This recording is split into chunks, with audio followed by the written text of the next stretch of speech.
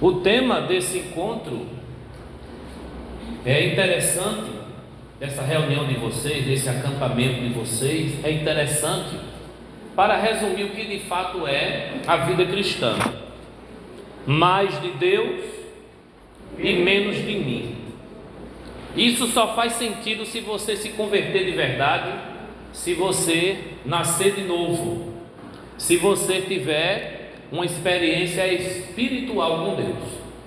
E Paulo resume isso muito bem, essa ideia de mais de Deus e menos do homem, essa ideia de que quanto mais o nosso ego é amortecido e quanto mais a vontade de Deus cresce e se cumpre em mim, mais eu estou representando o que é ser cristão de verdade. E aí, Gálatas capítulo 2 e o verso 20, quem encontrou, diga amém. Amém. Muito bem. Diz assim: já estou crucificado com Cristo, vivo não mais eu, mas Cristo vive em mim. E é a vida que agora eu vivo nesta carne, eu vivo-a na fé do Filho de Deus, o qual me amou e se entregou a si mesmo por mim. Paulo está discutindo na carta toda, e também nesse capítulo 2, a ideia do que é viver um judaísmo aprisionado num legalismo da lei de Moisés, ou viver uma liberdade, principalmente liberdade religiosa, que era o que aprisionava os judeus, e viver uma vida livre em Cristo, liberta em Cristo, e agarrados na graça, encharcados na graça, cheio da graça, entender que a salvação é algo de Deus para o homem, não do homem para com Deus. É algo que é desenvolvido na fé e pela graça, e não pela lei e obras.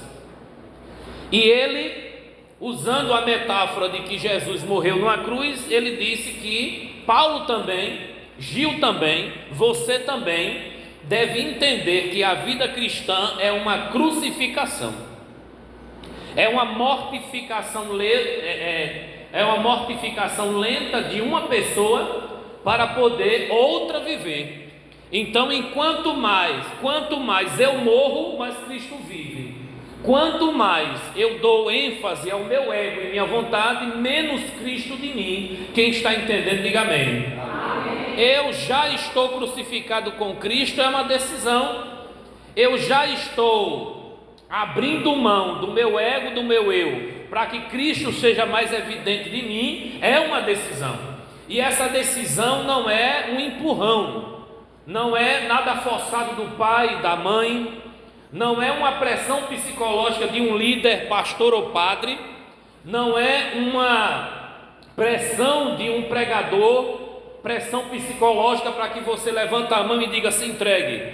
Não é nada psicológico aqui, é algo muito espiritual e é uma decisão abraçada pela fé para o resto da vida. Eu quero abrir mão do meu eu para que Cristo viva em mim. Isso tem muito a ver com a temática: mais de Deus e menos de mim. Repete comigo: mais de Deus e menos de mim. De novo: mais de Deus e menos de mim. E nessa construção do pensamento, a gente sai de Gálatas capítulo 2 e vai para o capítulo 5, a partir do versículo 16. 5,16, ainda em Gálatas.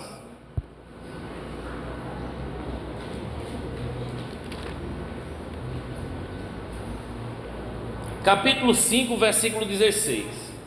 É muito interessante. Cadê o pedestral? Vou aqui, o pedestral.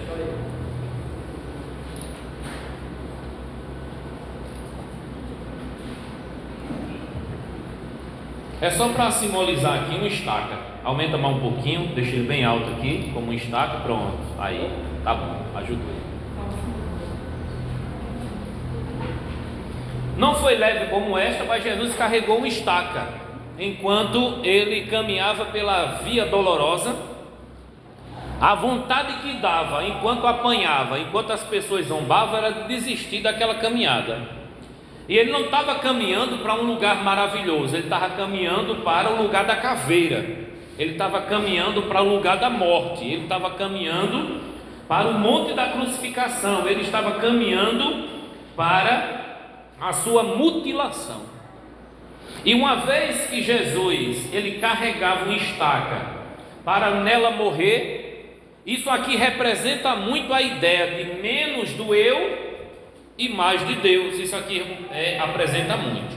Depois de Gálatas, a gente vai para Mateus 16 e você vai acompanhar comigo. Gálatas 5:16. Digo, porém, andai em espírito e não cumprireis as concupiscências da carne. Observe o contraste, espírito e carne. Porque a carne cobiça contra o espírito, e o espírito contra a carne. Como é o nome disso? Inimizade. Não há harmonia entre a vontade da carne e a vontade do espírito. Estes se opõem um ao outro para que não faça o que quer. Um não faça o que o outro quer. Olha aqui, exemplo interessante da guerra que nós passamos na nossa mente, o verso 18. Mas se sois guiado pelo Espírito, querendo dizer o Espírito de Deus, não estáis debaixo da lei. Olha o contraste de tudo que ele vem discutindo.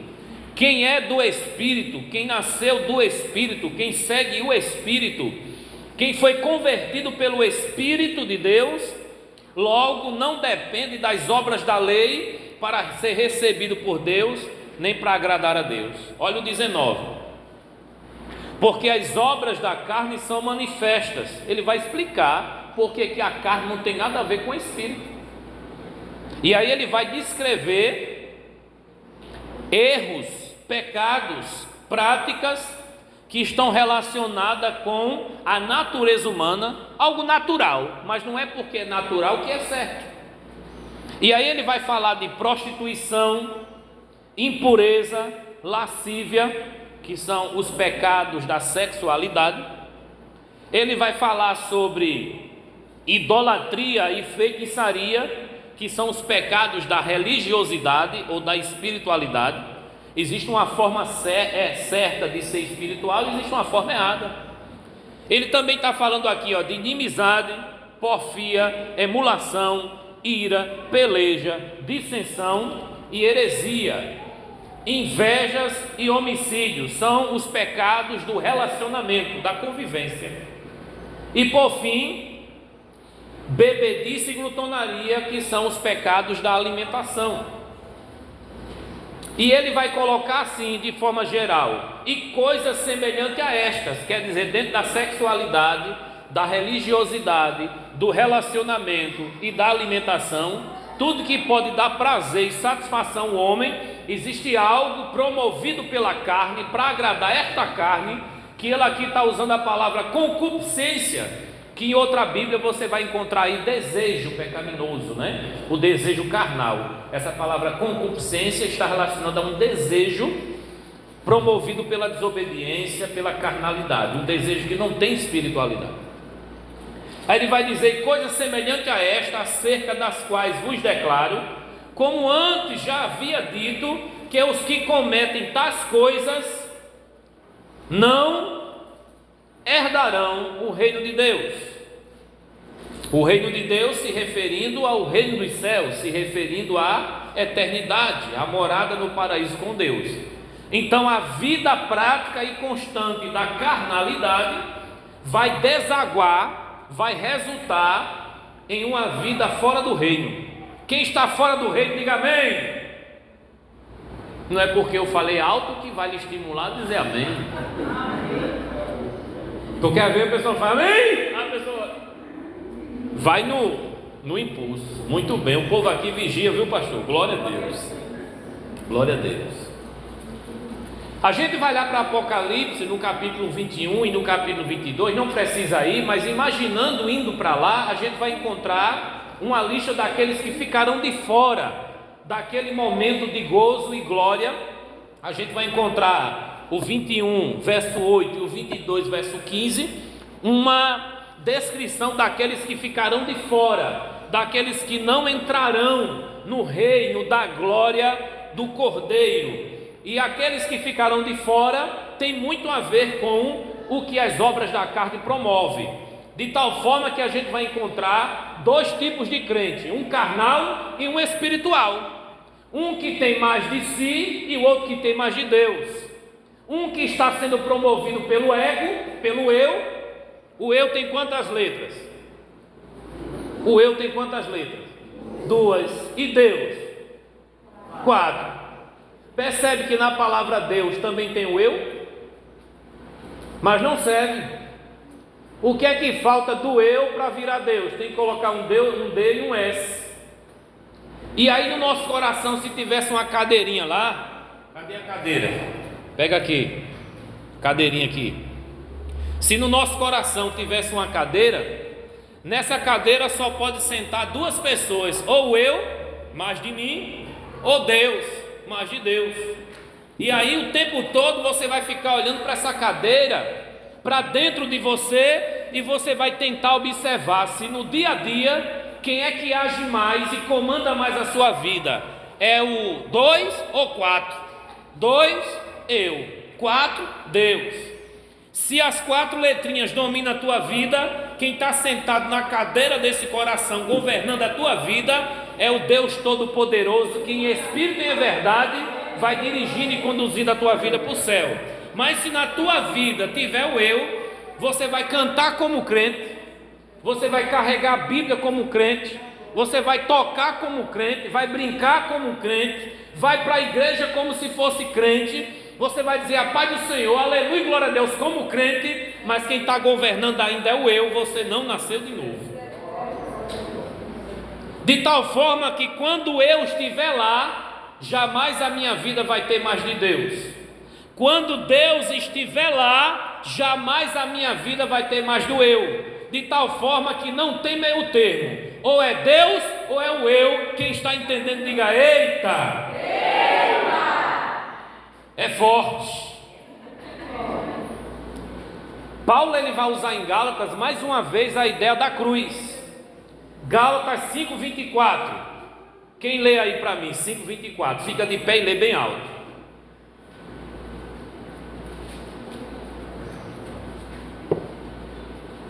Pertencem a Cristo Jesus, crucificaram a carne, com as suas paixões e os seus desejos. Muito obrigado. Aqueles que são de Cristo, eu não vou nem perguntar quem é de Cristo aqui, porque todo mundo quer ser, mas religiosamente. Eu quero ser de Cristo, mas agindo do meu jeito. Eu quero ser de Cristo, mas na cadeirinha eu não quero deixar para Ele. Eu quero ser de Cristo, mas eu quero ser teimoso, eu quero ser desobediente, eu quero fazer do mesmo jeito que o mundo lá diz, de vez em quando eu gosto de um carnavalzinho, tal, e aí vai. Mas aqui está dizendo, os que são de Cristo, crucificaram a carne. O que é crucificar a carne? Mataram esta condenada. Morra! Só que a carne não se converte, ela fica perturbando. O texto do capítulo 5, verso 16 diz que tem uma guerra dentro da gente, é uma peleja, todo mundo sofre isso. Duas vontades, uma que agrada a Deus e outra que não agrada, e você que tem que decidir. Deus não vai decidir por você, é você que tem que decidir. Aqueles que são de Cristo crucificaram a carne com suas paixões e concupiscências, de tal forma que não é um suicídio, é uma mortificação da vontade, é uma guerra entre o sim e o não. Quando eu digo não para a carne, quem está ganhando? Deus, a nossa espiritualidade, porque esta carne não tem a ver com churrasco. O churrasco pode, amém? Mas pode até certo ponto, porque tem a palavra glutonaria aqui. Quem está entendendo, diga eita. Quando eu cheguei aqui, os irmãos, quer comer, Gil? Não é? Aí para não fazer desfeita, pastor, quando a gente chega na casa das pessoas que oferecem uma coisa, eu estive no sertão aí algumas vezes, e lá o pessoal tem esse costume, quer comer, a gente vai em 8 casas, e 8 casas tem que comer, ou tomar café, e aí geralmente eu digo um cafezinho, então juntando o dia todo de visita na casa do povo, dá uma garrafa inteira de tanto café que você vai bebendo. E aí já entra na parte da bebedice, porque bebedice não só envolve álcool. O que você bebe, que está além da conta, e o seu organismo vai avisar, o organismo avisa o que está além da conta. O que é muito para você pode não ser muito para mim. O que é pouco para você pode não ser pouco para mim. Cada organismo vai dar uma medida dizendo: para por aí, porque já está além da conta. Ou seja, vai virar bebedice ou vai virar glutonaria. Aqui é o pecado do excesso. É o pecado do excesso. Aqui está dizendo: crucifique sua carne com suas paixões e concupiscências, que são palavras dando a ideia de desejo. Vai vir desejo, vai vir vontade. E olha como funciona. Ó, coisa linda aqui na frente. Presta atenção. É bonito ou não é? Fala sério. Fala sério. Por favor, o pai e a mãe desse menino fazer exame de vista, porque ele não conseguiu enxergar a beleza do pregador. Vai usar óculos, viu, palmeirense?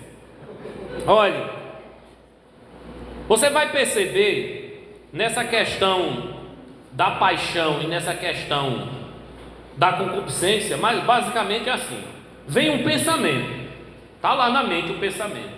Esse pensamento ele vai gerar sentimento, e esse sentimento vai gerar ação. Repete comigo: pensamento, sentimento e ação. Quando você faz algo, você já sentiu e já pensou. Então existe o pecado do pensamento, que vai gerar pecados de sentimentos, que vai gerar pecado de ação. Então, quando a gente age de forma rebelde, desobedecendo a voz de Deus, o mandamento de Deus, no pensamento a gente já errou, no sentimento a gente já errou, e a ação é a concretização de que você escolheu que Deus está errado e você que está certo. Porque a sua proposta vale mais do que a de Deus quando você diz não para Ele e sim para você. Se na cadeira está o eu, isso significa que a sua natureza ainda é a herança de Adão. Se na sua cadeira está Deus, significa que o Adão morreu para que o segundo Adão possa viver. E é essa a maior garantia de que vamos estar no reino de Deus naquele grande dia. É se dentro de nós governa o Espírito Santo de Deus, representatividade do Cristo que morreu por nós. Do jeito que Ele morreu lá, nós tem que morrer alguma coisa em nós. E esse alguma coisa chama-se eu. Agora o 6,15. Quem vai ler 6,15 de Gálatas? Qualquer pessoa alfabetizada que está com a Bíblia,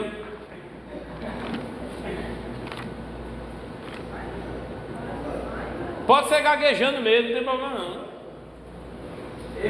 Vai. Porque em Cristo Jesus nem a circuncisão nem a incircuncisão tem virtude alguma, mas sim o ser uma nova criatura. Percebe isso? Muito obrigado, meu.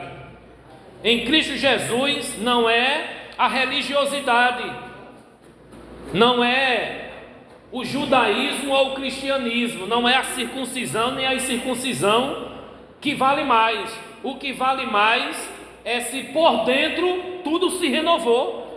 O que vale mais é se houve transformação na mente.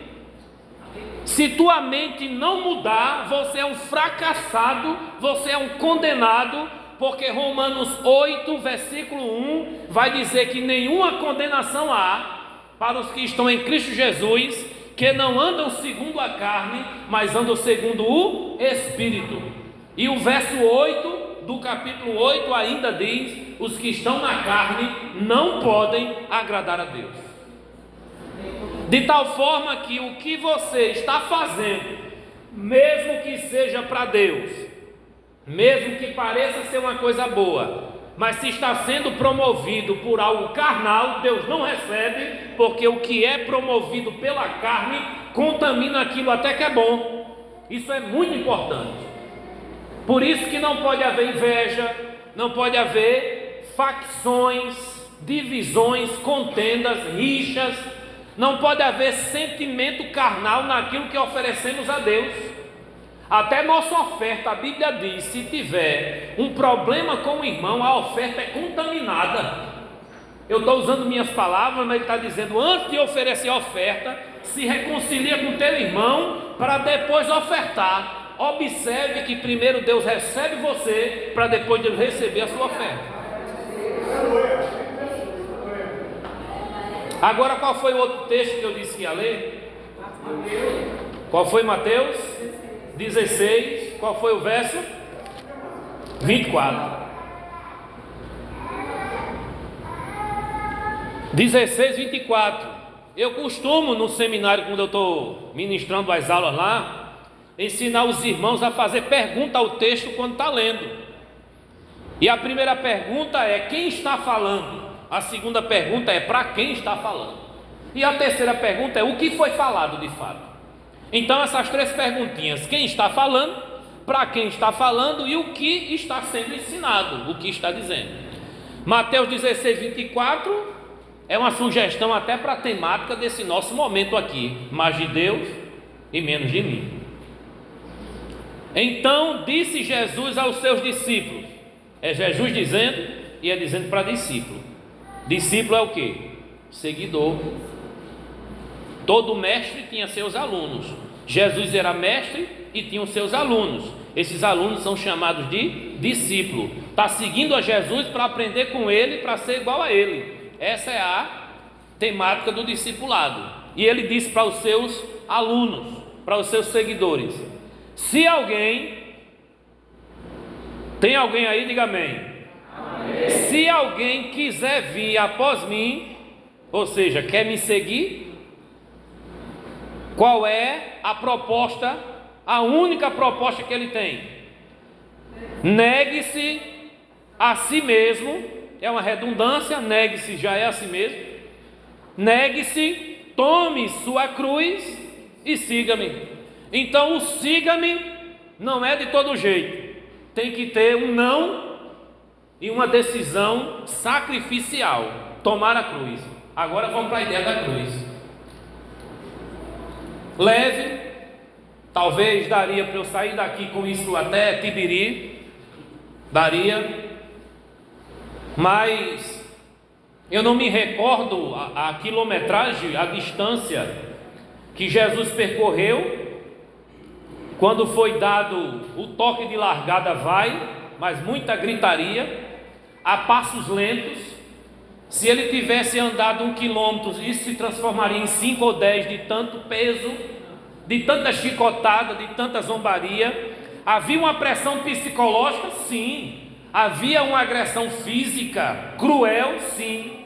Mas Jesus, quando ele pegou naquela estaca e resolveu partir, ele disse: vou morrer.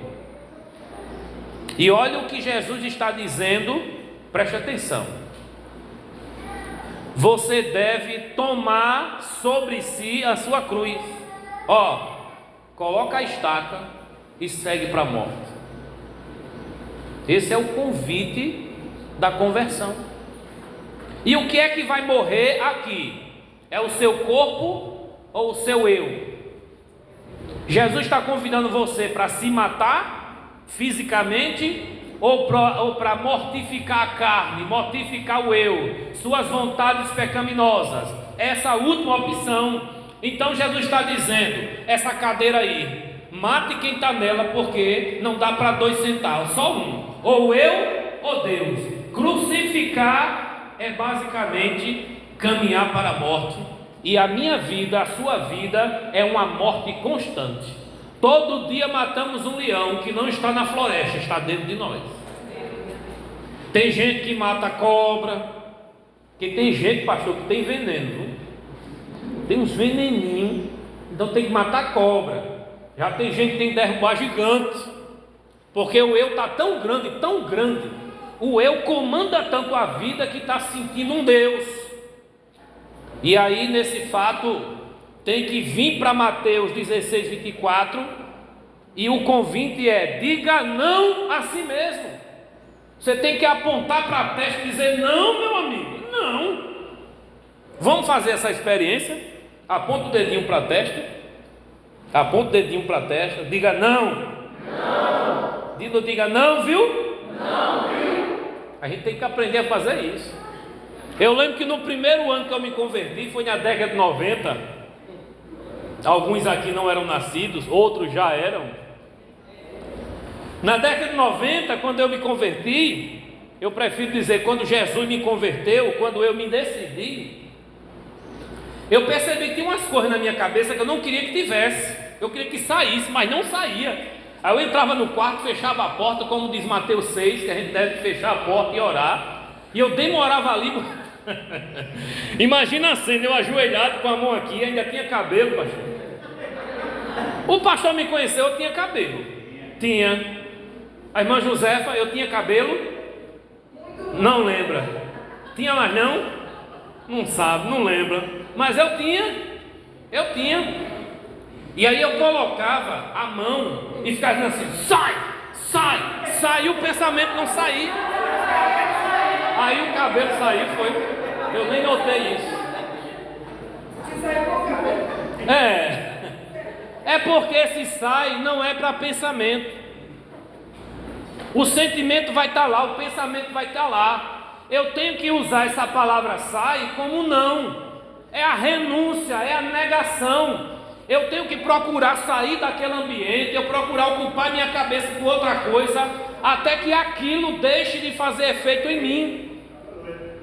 Pensamento não é demônio, sentimento não é demônio, mas pode ser promovido e enviado por ele. E eu preciso saber o que vem de Deus e o que não vem. Quem está entendendo o que eu estou falando, diga Gostei do Muito bem. Irmãos, a gente precisa adiantar. Se você for para Lucas 14:33, vai estar tratando também dessa decisão. Jesus está falando com os discípulos lá em Mateus 16, e agora em Lucas 14, o verso 33, uma grande multidão, a partir do 25, o cerca, e ele começa a falar para aquela multidão algo muito duro. Essa turma todinha está me seguindo, mas não é todo mundo aqui que é meu não. Olha mesmo, Jesus. Essa galerinha aqui todinha aqui, não é todo mundo que está ligado em mim não, aqui não. Eu vou dizer para vocês quem é meu e quem não é. Aí o versículo 33, ele diz realmente qual é a marca registrada de quem é de Deus e quem não é. O verso 33: assim pois, qualquer de vocês que não nega a tudo quanto tem, não pode ser meu discípulo. Discípulo aqui já é aquele compromisso, aquele alistamento, aquela matrícula. Se matricular na escola da espiritualidade para seguir Jesus no que ele pensa, no que ele sente e no que ele faz, pensando como Jesus, sentindo como Jesus e agindo como Jesus, nos passos de Jesus. É mais de Deus e menos de mim. Isso é o cristianismo. Isso é ser cristão. Que maravilha. Também tem um outro texto. Agora não é mais Jesus falando, através de Jesus e em nome de Jesus, é Paulo falando aos Romanos, o capítulo 12, que representa muito bem o que é isso. Romanos 12. Eu já tinha falado de Romanos 8, agora Romanos 12, verso 1 e 2. Por que que algumas igrejas preferem não pedir aos jovens para entrar na multidão da festa da carne e ir para o grupinho da festa do Espírito no retiro? Por que trocar a multidão na festa da carne para o grupinho? Porque na verdade Deus não está na multidão, Deus está no grupinho. Você vai observar que a multidão era repreendido, mas o grupinho recebia ensinamento e era chamado de meu. Muitos são chamados e poucos os escolhidos. Quando Jesus falava de forma dura que a multidão ia embora, ele perguntava para os 12 que ficaram: vocês também não querem ir? Pedro responde: Senhor, para onde iremos, se só tu tens as palavras de vida eterna? Eu quero mais de Deus e menos de mim. E Pedro, talvez mais do que os outros apóstolos, Pedro precisou muito ter mais de Deus. Porque pensa num camarada compulsivo, era Pedro. Era o que falava primeiro, era o que tomava a primeira decisão, era o camarada avexadinho, apressadinho. Foi o que, quando viu Jesus que ia ser preso injustamente, pegou a espada e foi matar o camarada, o Malco, um soldado. Ele foi para cima de uma autoridade, ele foi para cima de um policial, e ele queria matar o policial. Eu fico imaginando ele indo para cima para arrancar a cabeça do camarada, porque ele não mirou na orelha. Se mirou o camarada é bom, acertou. Eu imagino, é uma decisão particular de que ele foi para cima para fazer um estrago. Só que o estrago só foi na orelha. E Jesus, de forma extraordinária, como Jesus ele tinha mais de Deus e Pedro tinha mais do eu, Pedro representa o impulso da carne e Jesus a ação do Espírito. Pega a orelha no chão. Jesus pegou a orelha do soldado no chão e colocou de volta. Que cirurgia extraordinária. Vai preparando outro aí, que esse aqui já está começando a dar lugar à carne. O microfone já está começando a falhar. Romanos capítulo 12, o verso 1 diz assim: rogo-vos, pois, irmãos, pela compaixão de Deus, que apresenteis o vosso corpo em sacrifício vivo, santo e agradável a Deus, que é o vosso culto racional. Paulo está dando agora um sentido de culto que não acontece dentro de um prédio. Paulo está falando agora de um culto que não termina na bênção apostólica. Paulo está falando de um culto que está acontecendo todos os dias, todas as horas, minutos e segundos da nossa vida. Ele está falando de um culto da razão, de um culto racional, racionalizado.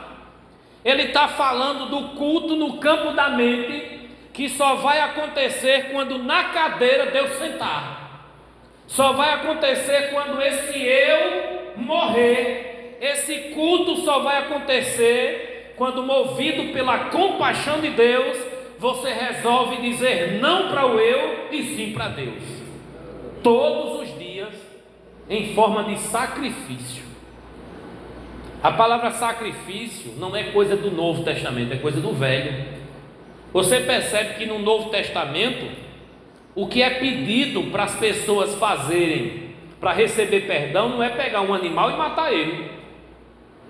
Aquele sacrifício do animal era literal no Antigo Testamento, mas quando chega no Novo, ele passa a se tornar um símbolo da mortificação de um homem natural para a ressuscitação e a vida de um homem e de uma mulher espiritual. De tal forma que ser crente, ser igreja não é ir para um lugar, para naquele lugar assistir algo que está sendo apresentado. Isso não é igreja, isso é teatro. Quando a gente senta para assistir, é teatro. Em alguns lugares, circo. Em outros lugares, paganismo e satanismo, porque de evangelho não tem. E aí nós precisamos acordar para entender que sacrifício é a morte de algo, que no caso era o animal era sacrificado, ou seja, o animal era morto. Só que aqui ele está falando de algo contraditório, é um sacrifício vivo. Então não pode morrer, tem que ir morrendo. É um sacrifício que leva você a ir morrendo aos poucos, de tal forma que viver em Cristo é estar morrendo para Cristo todos os dias, dizendo não para o eu e sim para Deus. Isso é cristianismo. Sabe por que é que muita gente se desvia, se afasta? Porque querer Deus não é para qualquer um. Quando você percebe alguém dizendo, não, esse negócio de ser crente não é para mim, é porque o eu é mais importante, a carne é mais importante. Quem gosta mais da carne do que de Deus, diga amém. Não saiu um. Eu, na minha esperança de que alguém vacilasse, irmão astuto, né? Querendo fazer pegadinha. Mas irmãos, vocês estão bem atentos e eu estou muito feliz com isso. Quem está atento, quem está ligado, quem está focado, diga maravilha. O sacrifício não é a morte física do crente, é a mortificação do eu, é a crucificação da vontade carnal, é dizer não para o que não presta. Pensamento que não presta, sentimento que não presta, vontade que não presta. A Bíblia chama de concupiscência, de paixão, que não só é coisa ligada a sexo, porque muita gente acha que tudo que é sexual, tudo que vem na mente que é sexual é o que é o pecado. Fofocar, invejar, falar mal dos outros, julgar, ter ódio, não é pecado. Só é pecado pensar em coisar é pecado, coisar. Não, tem o coisar. O coisar está na música, o coisar está na rua, nas praças, o coisar está nas novelas, está nos comerciais, está nas placas de propaganda, o coisar está em tudo. Coise, bora coisar. Era esse tempo todo, coisar. O tempo todo. Mas o apelo do mundo está resumindo na palavra seixo. Seixo para criança e sexo para adulto. Seixo. Sacrifício é negar tudo isso, inclusive o seixo, para o momento certo, com a pessoa certa, na hora certa. Coisa boa é quando o que Deus criou chega para a gente na hora certa e a gente fazer com a pessoa certa. Isso é maravilha. Aqui está dizendo que esse sacrifício, essa mortificação, ela tem que estar dentro da santidade e do que é agradável a Deus. Sacrifício vivo, santo quer dizer separado. Separado de alguma coisa e para alguém. Quando eu separo, está aqui uma taça separada, com água dentro, ou glória, sem inveja.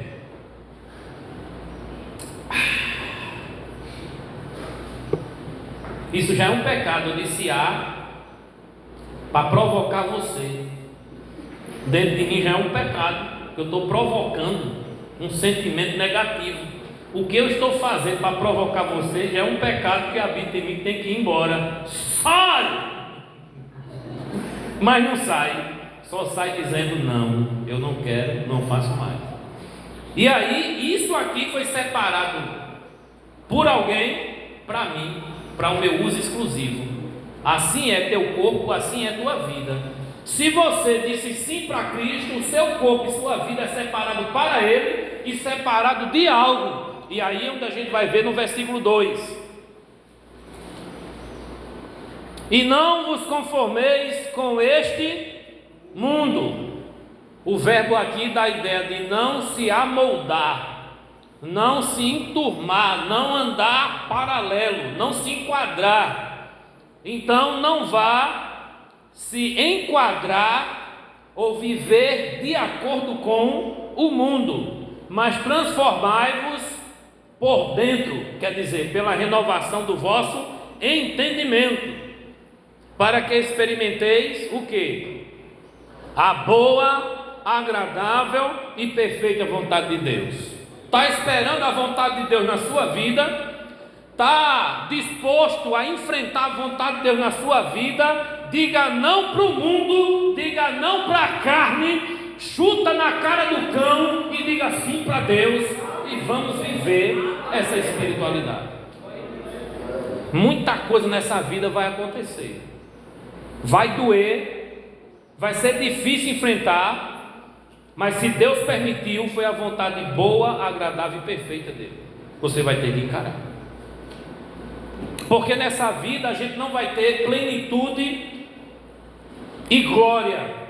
Nesta vida nós vamos caminhando, Deus nos aperfeiçoando, Deus cumprindo e concretizando a vontade que Ele começou a fazer, a obra que Ele começou a realizar.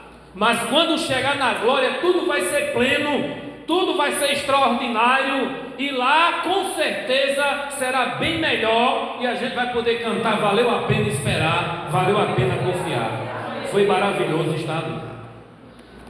Irmãos, tem um outro texto que a gente poderia estar lendo aqui, que é João 3,30, quando João está dizendo: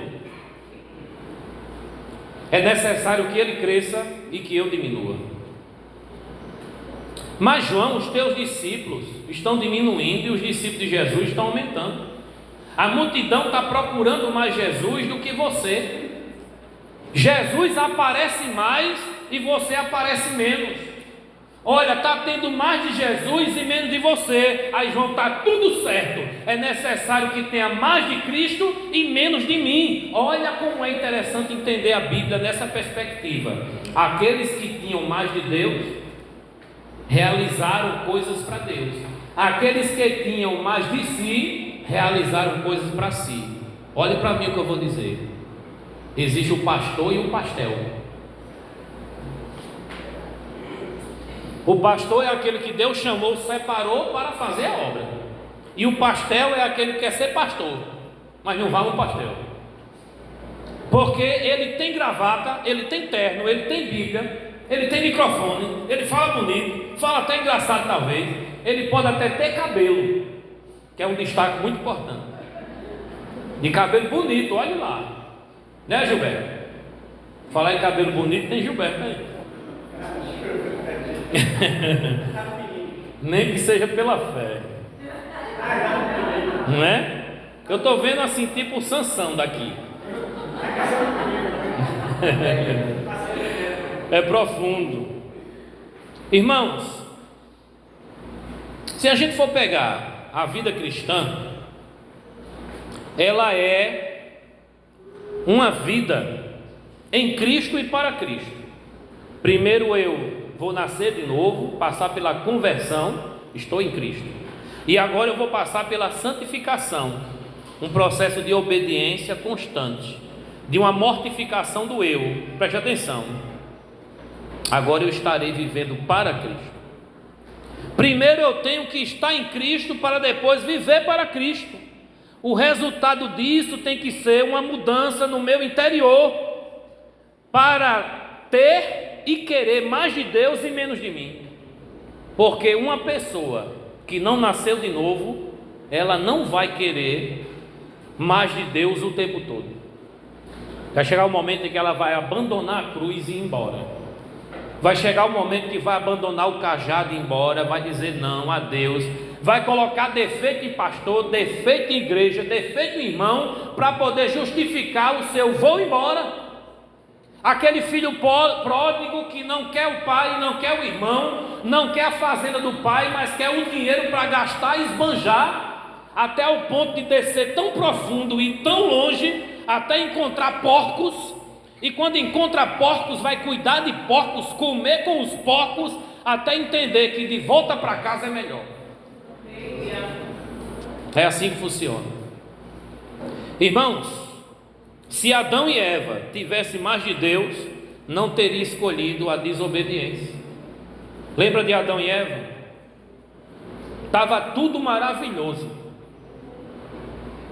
até que o diabo, representado ali naquela serpente, chega para a mulher e faz uma proposta, e ela cai na proposta, porque naquela mulher tinha mais do eu do que de Deus. Poderia ter chegado para Adão, talvez, Mas interessante que quando a Eva acreditou na serpente que distorceu dizendo não morrerás, Eva convenceu Adão e Adão aceitou a proposta de Eva dizendo realmente a serpente está certa quando disse não para Deus. A Bíblia diz que comeram do fruto que Deus disse não comerás, porque no dia em que comerdes certamente morrerás. Essa desobediência custou caro a morte de todos nós, não só a morte de Adão e Eva. Se Caim tivesse mais de Deus e menos de si, não teria matado seu irmão. Acredite que o Abel primeiro morreu dentro de Caim quando foi odiado, para depois morrer fisicamente quando foi executado. As pessoas morrem dentro da gente quando o ódio ele está crescente. Caim é um exemplo de alguém que, movido por inveja e sentimento faccioso, tem mais do eu do que de Deus. Deus falou com Caim? Falou. Mas qual foi a voz que falou mais alto? A que estava sentado na cadeira. A morte do eu não aconteceu. Ele preferiu deixar sentado, reinando na sua vida, o eu. Qual é a lição? Quanto mais de mim eu tiver, mais parecido com Adão e Caim eu vou ser. Olhe para Adão e pode chamá-lo de pai, se o eu governar a tua vida. Olhe para Caim e pode chamá-lo de irmão gêmeo, se você continua odiando o seu irmão ao ponto de assassiná-lo dentro de você. Quais os exemplos que Adão e Caim deixaram para nós? Diga comigo: rebeldia, desobediência, inveja, egoísmo, ódio. Esses sentimentos aí é de quem tem o eu aguçado, vivo, não está amortecido. Vamos para outro exemplo para a gente encerrar. Se Noé não tivesse mais de Deus, não teria dado ouvido à voz dele e construído uma arca na certeza de que iria chover, quando nunca tinha chovido ainda. Ele nunca tinha visto um pingo d'água cair.